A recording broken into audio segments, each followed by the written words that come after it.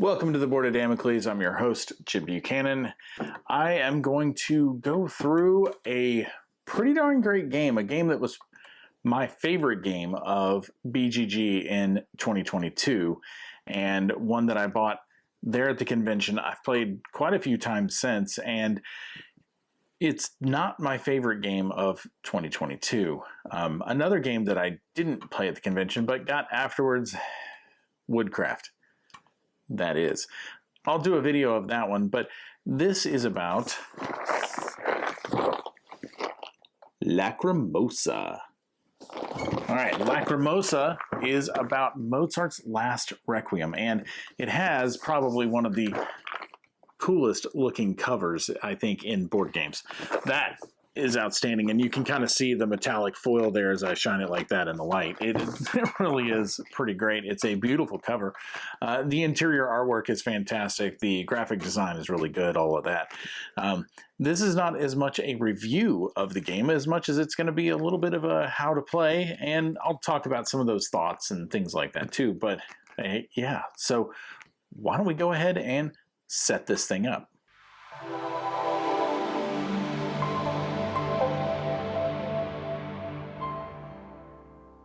Take 38. All right, so it's all set up. If you don't know how to do that, watch my... No. So let's go through the setup. Let's talk about what you need to do. We'll start off the board and then work our way into it. And then get to the player board. Okay, so the first thing is these. All right. If you notice, kind of here on the side there's the art that matches that on the board. It's pretty great. Again, this is the colored stuff I was talking about. Inside each of these little wells is a picture of the type of disc that you're supposed to put in there.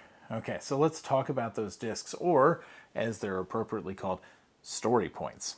Okay, like I mentioned in the beginning, you're trying to kind of piece together Mozart's Last Requiem, the Lacrimosa, okay? You're trying to finish it, and you've got different people helping you. You know, his widow's looking for people, and you're trying to earn some favor, right, in doing so, okay? Trying to find all the different pieces. And what you're doing is you're reconstructing memories up at the top here. That's what these cards are. So there's memory cards, and then there's opus cards, but I'll get to that in a second. So you're reconstructing his memories, you're going to places that he went to, and you're using that to write the end, or what you think he would have done to finish it out, right? So, so story points. Notice there's some story points here too. We'll get to that on the player board and kind of what that means in a minute. The sound of metal coins. No, the game does not come with metal coins. It comes with these. It comes with the cardboard tokens, 1s and 5s. These are just fine. If you are a geek and a nerd like me and you have to have metal coins now for every game you own, I don't, but this one just felt like it needed it. I mean, it really did. Whatever I can do to make this game like really awesome, I will. I love it. Anyway, giving away the end.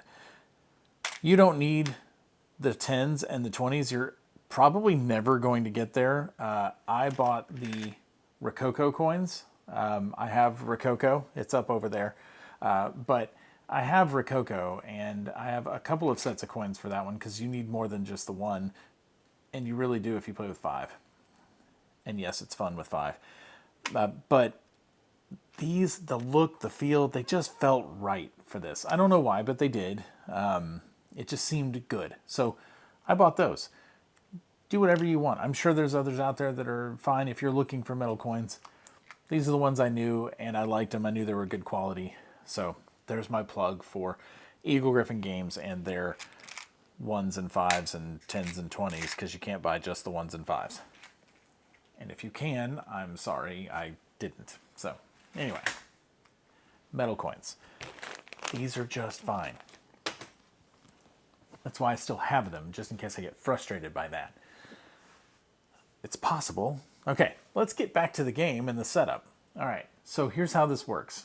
you've got coins, you've got story points, then you need to put out the cards. Okay, so you lay out the board, you put out the cards. The cards have to go in order.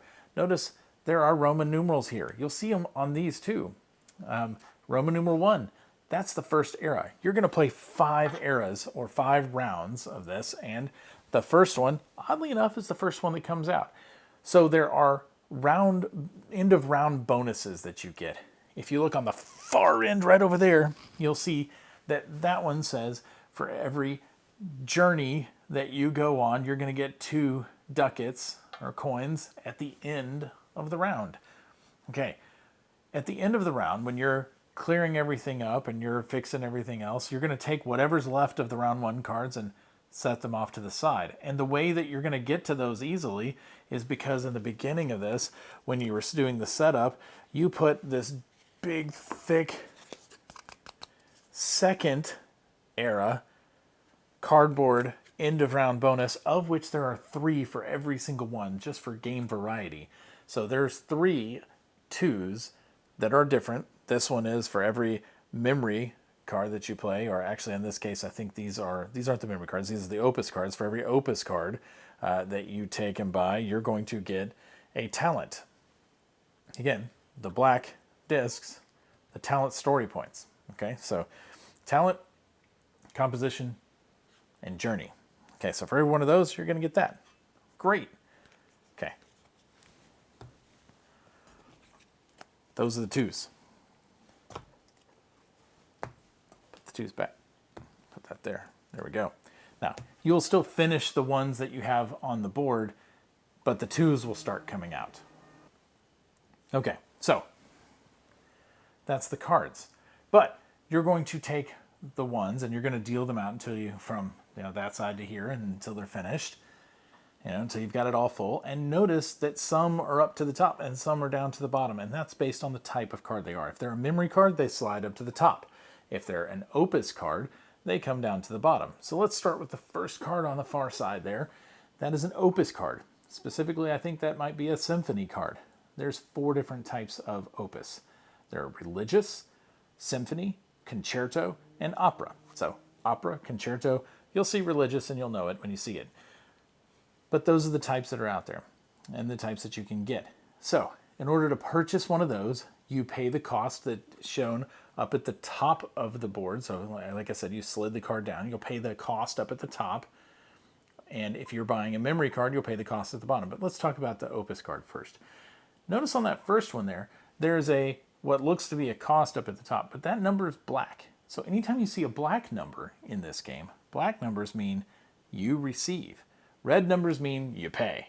Okay, so that's a black one, which means you're going to get 1 talent point, story point. I'm going to put that here. That's going to remind me to tell you what the difference is between those on the player board and these. But we'll do that later when we get to the player board. Okay, so you'll get one of those, but you're going to have to pay, not this one, but out of here, or if you have more of these, you're going to have to pay 1 talent point and some ducats, I think it says 3, and you're going to get 3 victory points. Hooray! Right? So you'll move your token here up to 3 victory points. Notice I start at 0.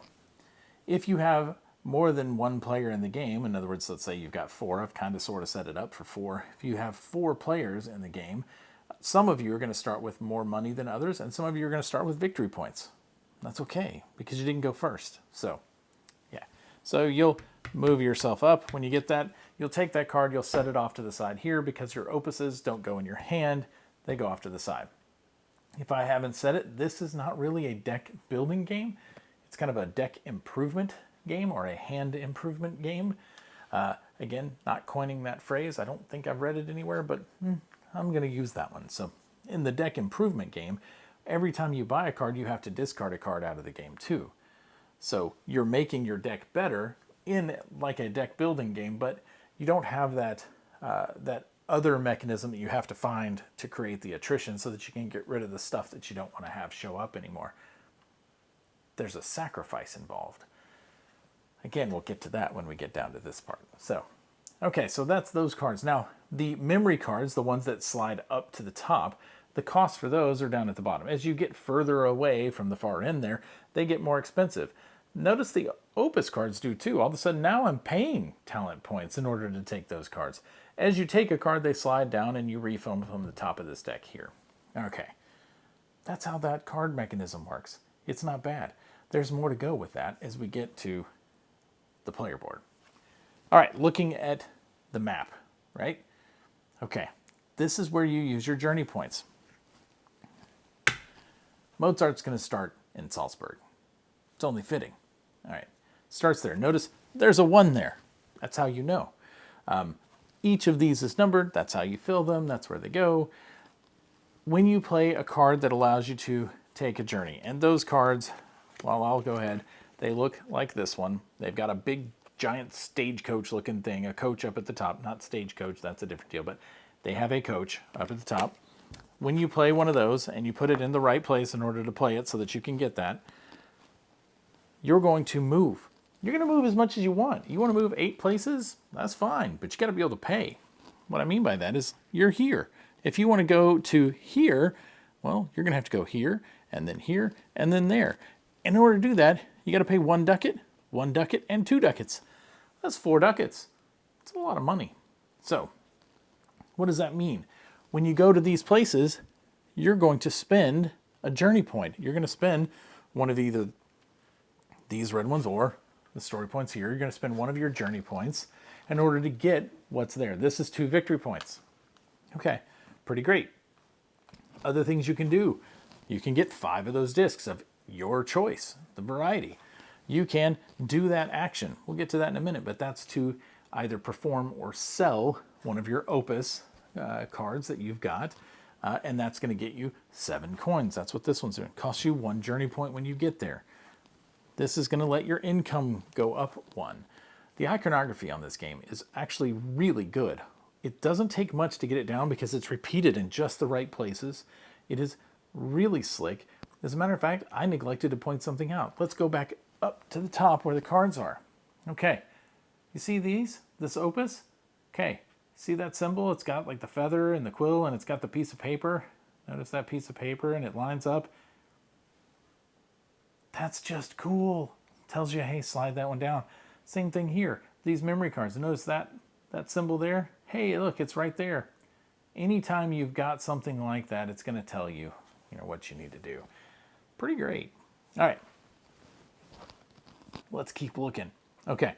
So that's the journey as you're going through those. Now, these, the small ones, those are going to get you something right away.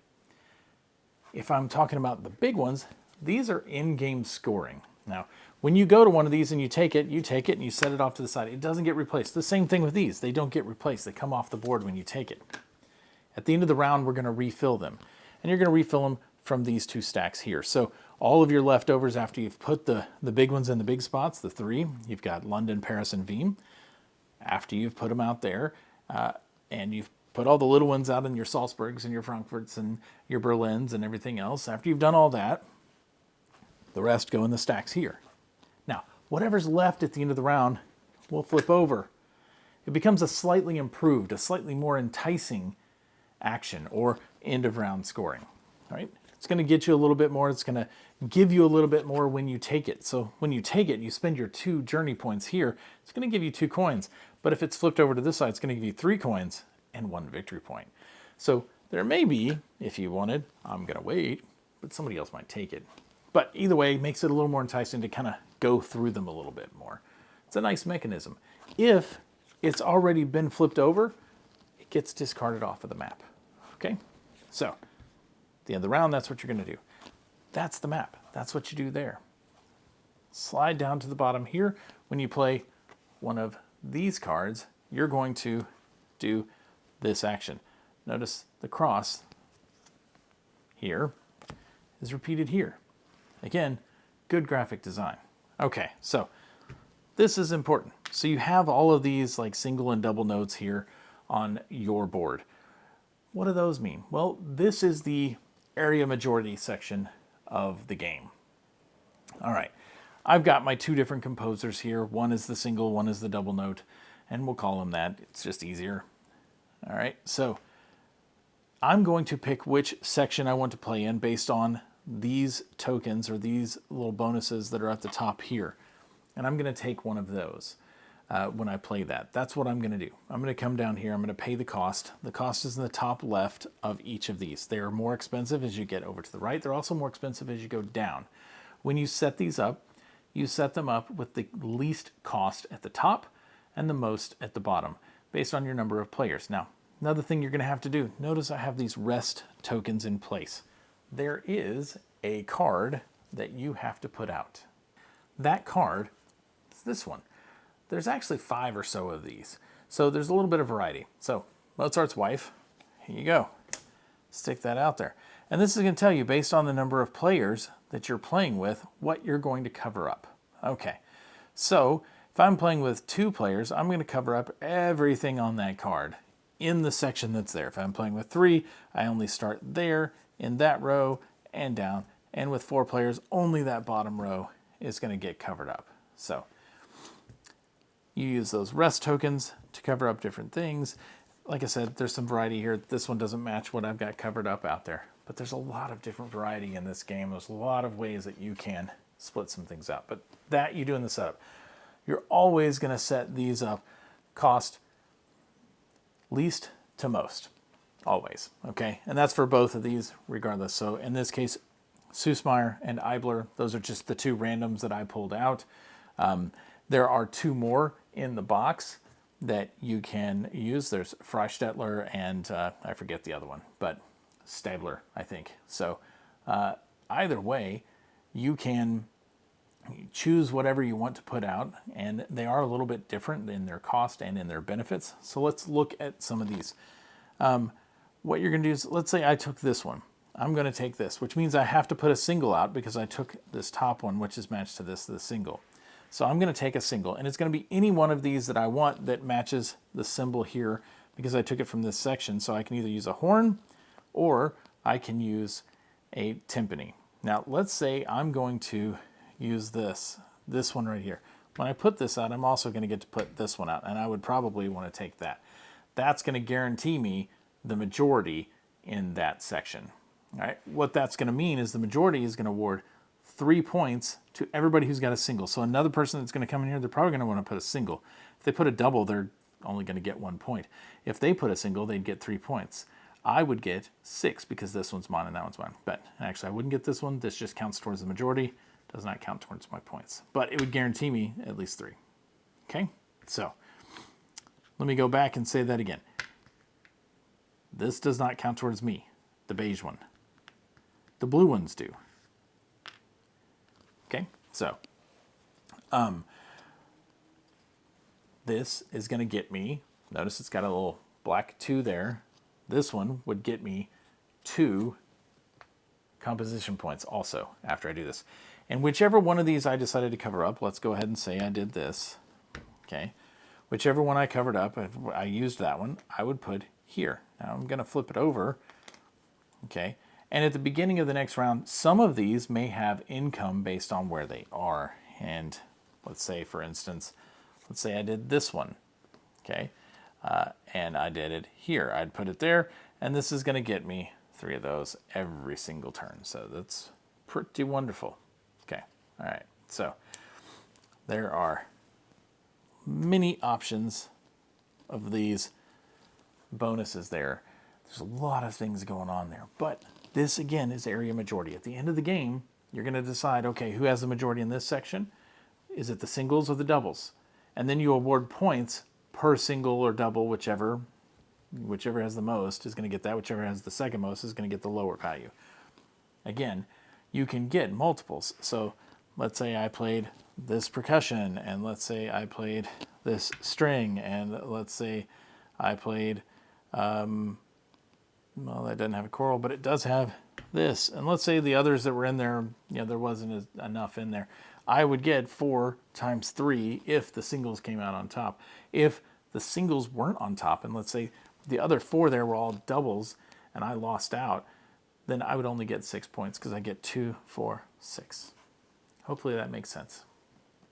All right, so that's how the bottom section there works. So let's go back to the player board, because this is where the game, from a component standpoint, is phenomenal. It's also where the game truly shines.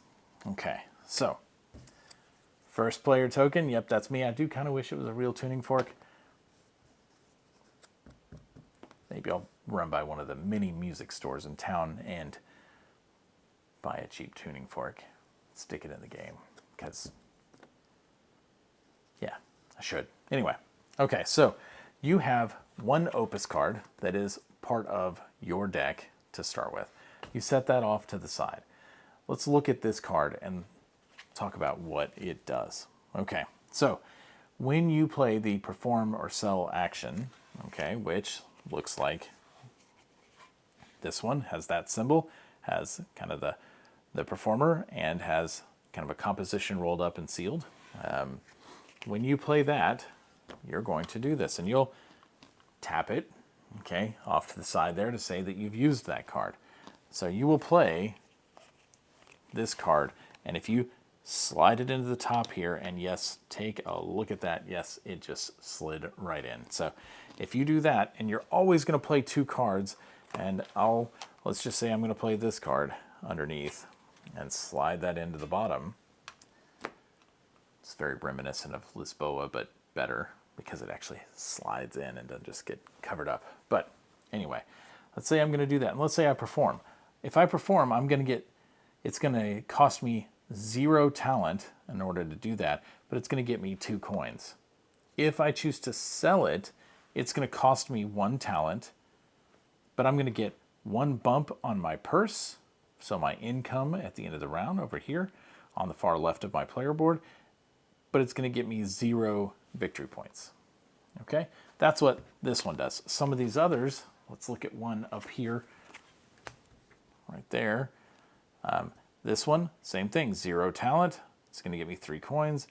This one, if I sell it, costs me 1 talent. It's going to get me 1 victory point and 2 coins. So slightly better than the base one, but yeah, not super great. So, all right.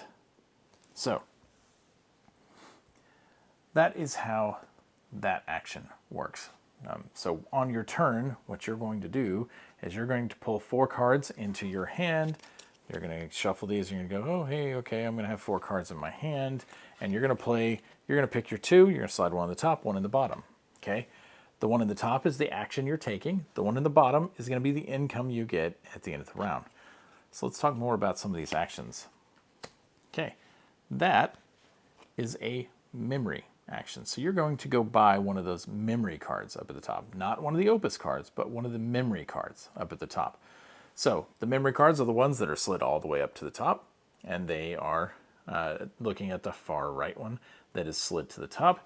You're going to get 2 coins when you do that action, and you're going to purchase an Opus. That's what that gives you. You can do one or both, but you got to do at least one.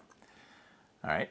At the bottom there, it's going to give you 3 of these story points. Okay, so what I would do, again, I would pick 2 of these. I'm going to slide one in here, and I'm going to tuck one in at the bottom. Let's do a different, this won't work. Let's tuck it in here at the bottom.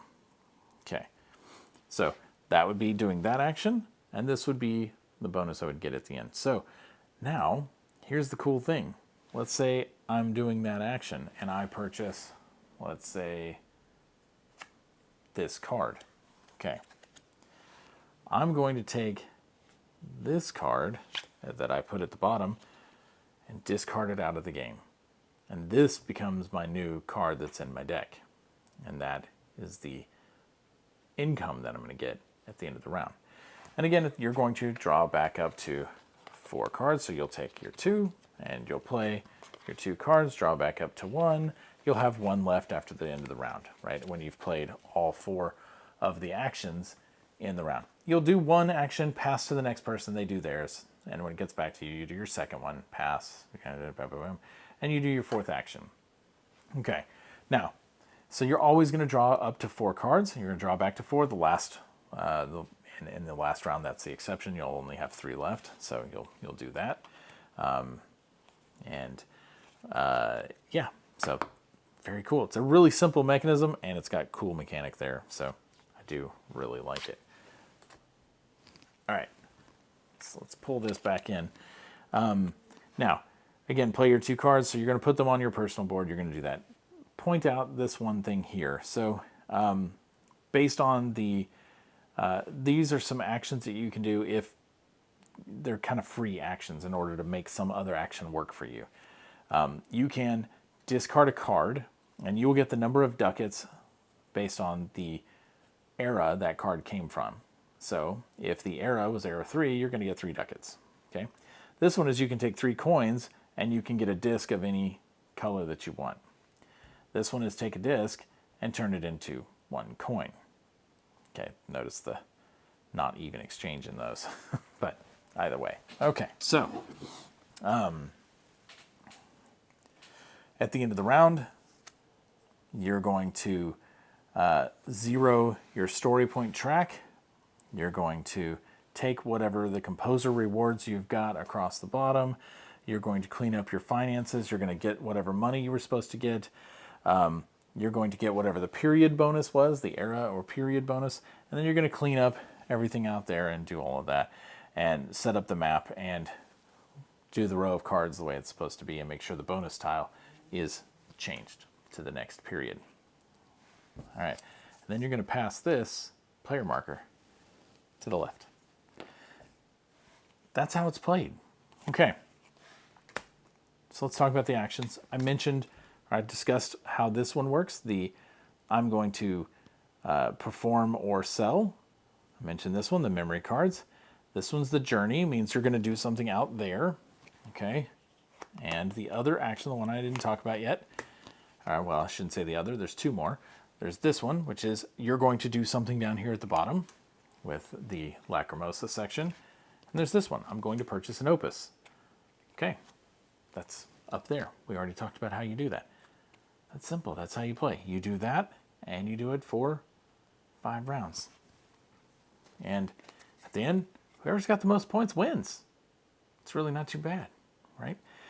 It is a very, I hate to call it a simple game, because it's not really a simple game. It's not overly complex. The iconography makes it really fantastic. Makes it very, very good. So, I'd love to say what questions do you have and just take them right now, but it's not really how YouTube works. So how about this? Hey, why do these get used and how do I use them? Thank you, handy dandy reminder. Okay, so like I said, you add up all of your resources at the end, and so at the end of the round, you're going to 0 all of these. They're going to go back to 0. Whatever you didn't use, 0s. Okay, which is why you want to use those before these. These are temporary resources. These are more permanent. You can use a little later. Okay, they're also worth some points at the end of the game, but yeah. So these, you're going to add up whatever you have at the bottom in your income, and that's where these are going to go. I've got 2 of these, I've got 1 of those, and I've got 1 of these. That seems pretty terrible, but it's probably not possible. But, hey, actually, I guess it is. 2, 3, 4. Yep, it's possible. Okay, so that's what you've got. That's what you have to play with the next round. Now, that's why getting the discs is important. It allows you a little bit of freedom in order to do some extra things. One thing to note that's really darn good about this. So, this action, notice that's the resource you need to go with this action. So if you're covering this up, if you're not doing this action, you're getting the resource for that. Now, what's the layout, or what's the makeup of your hand to start with? Just to give you an idea, it is. Okay, so you've got the Lacrimosa, you've got the purchase. So you've got 2 of those. Journey, 2 of the buy and opus, 2 of the perform and sell, 2 of the stagecoach. You've only got 1 of the memories. Okay, so it might be important to look at what could get you more memories, like this one. Okay, when you see a card that's got multiples up there like this, and that is 2 separate actions that you get to do when you play that one at the top. If it's got multiple things at the bottom, you get multiple things. As you get through further and further, the cards get better and better. And as you get down into, say, round 5, you'll find that you've got cards like this one that are just straight up victory point buys. Okay, that's the way the game works. When you get down to 5, you should be aware that that's out there. All right, I think that's pretty much it, except for maybe some final scoring. Okay, I had to look up the tiebreakers. All right, so first tiebreaker. Well, whoever has the most victory points obviously wins the game. So first tiebreaker is the player who contributed the most to the Requiem wins. If there's still a tie, then it's the one who has more Opus cards wins. If there is still a tie, you share the victory. Rock, paper, scissors, that thing, right? There's no such thing as shared victory. Winner. Okay, all right. But that's the game. That's how it's played. Hopefully this is helpful to you. All right, so let's talk a little bit about the insert. So if you just came for that, I'm done. Okay, that's it. That's how you play this game. If you came for the insert, I don't know if I'm gonna put that in the title or not. Anyway, the insert's good. Putting it together, a little bit of a pain, only because you have to be careful about like your colors and what's lining up where and that kind of stuff.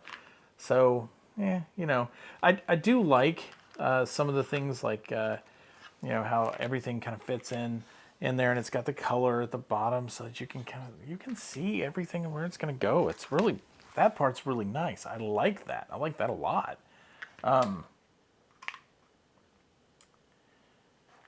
It is nice on the side, but it's not really necessary. I think the thing I like the most about it though is hey, this is the stuff that goes in this box. That is fantastic. That's wonderful because it makes the cleanup that much faster. So I do really like that. Putting it together was a little bit more of a challenge. I do like that they repeat the artwork that's on the board on the outside. They keep the theme there. That's really good. You know, this is an official insert for the game. If I didn't say, this is from DeVere Games, and I need to look and see who the designer is. Shame on me. Okay, the designer for the game is, there's actually two. It's Gerard Asensi and Ferran Renelius, so from DeVere. If you're not familiar with DeVere, they did Bitoku also. I'm sure they've done other games, but those are the two that I'm most familiar with. So, yeah. Anyway, that is Lacrimosa. And the insert from Folded Space. The insert's good. It's beautiful, actually. And it works really well. The cleanup is pretty quick and it's nice. So, yay. All right. This has been the Board of Damocles and a how to play Lacrimosa and a little bit of a review of the insert. I already told you in the beginning, this is a wonderful game. It is great. The mechanisms, the replayability are all there. The components are good. I do wish it was metal coins. I do wish that I got a real tuning fork. But other than that, the screen printed pieces here are really great. The cards are of good quality. They're not that linen finish, although I would love that. But these player boards that fold up are A-OK. My goodness, awesome. So from that standpoint, this is like an 8 out of 10 game for me. I will play this every time it hits the table just about, unless somebody puts something like Anachrony. Yeah, there it is. Unless somebody puts Anachrony up on the table. And then I'm like, yeah, I'm probably going to play that. Unless I only have like 45 minutes and then I'm not playing either one. So how long is the game going to take you? Your first play is going to take you 3 hours. Okay? If you're just 2 of you, it'd probably take you 2 hours. If it's 4 of you, it's going to take you 3 hours. Maybe 2.5. The second time you play, you're going to cut that down big time if you play within a reasonable time frame. A third time that you play within a month or a month and a half, it's still pretty fresh, and if everybody's already played before, I'll bet you get this done in an hour and 15 minutes, an hour and a half. Once you get it down, as long as you don't fully AP the journey out there or the Requiem, which people do, if you don't just get too focused on well, what if this and this and this, and planning all this stuff out, because things are going to change on the board. So you have to have a strategy. You've got to be able to stick with that strategy. You are working towards a particular end of game bonus, and it's gone when it gets to you. You got to have an alternative in your head. So, so if that's all you've been building to is to get the coins so that you can make that travel and get that in place, you need to think further out than that, probably, because those can go away, and yeah, that's no good, no bueno. So anyway, great game, wonderful game, really good graphic design, great components, folding player boards that work. Yeah, 8 out of 10. All right, this has been the Board of Damocles. I'm your host, Jim Buchanan. I appreciate you watching. Hit the subscribe button, hit the like if you liked it. If you want to leave a comment, I really appreciate it. Thank you so much for watching. Good night.